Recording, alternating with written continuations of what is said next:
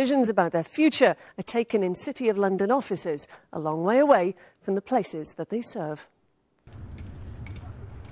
It's mid-morning at Canary Wharf in London, and the Trinity Mirror newspaper group are holding their annual general meeting. For the first time, members of the journalists' union, the NUJ, are planning to join in. They're worried about the future of the newspaper industry and want the chance to question the board. One of the problems that we've faced is that while the local management in Cardiff has been very happy to deal with us as a union, many of the strategic decisions which are taken about our company and the wider group are taken actually at board level in Canary Wharf. And the trouble is that the members of the board, including Sly Bailey, the chief executive, will not deal with the NUJ.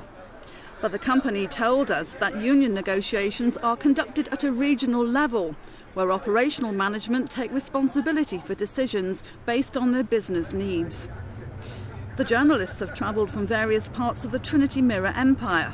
They've been given proxy votes to attend the meeting. The company has closed 35 titles and cut 1,200 jobs UK-wide since 2008. And also to keep the journalism industry afloat. We've come here to join with our colleagues from Wales and from other parts of Trinity Mirror to protest at the way the company is being run. We are concerned that they are running it solely in the interests of shareholders and not in the interests of the communities that the papers are meant to serve. And so readers are missing out. Councils are going uncovered, court cases are going uncovered, local news is not being covered in the depth it should, and we want to put down the marker and say that the basis of a successful media company has got to be covering local news well. But Trinity Mirror said that these claims from the NUJ are laughable. The company says it continues to invest in producing quality journalism for its regional audiences and remains committed to serving its local communities in print, online and mobile. Media Wales in Cardiff is a subsidiary of Trinity Mirror. It publishes well-known papers such as the Western Mail, the South Wales Echo, Wales on Sunday and the Celtic newspapers in the South Wales valleys. Now based in a multi-million-pound digital newsroom, journalists typically work online and across several newspapers.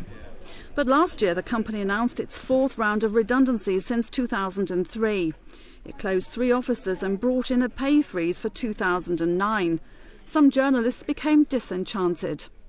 It's very nice to be working in a nice new comfortable newsroom. Of course it is. But in terms of working as a journalist, what you need is the time to devote to investigating things.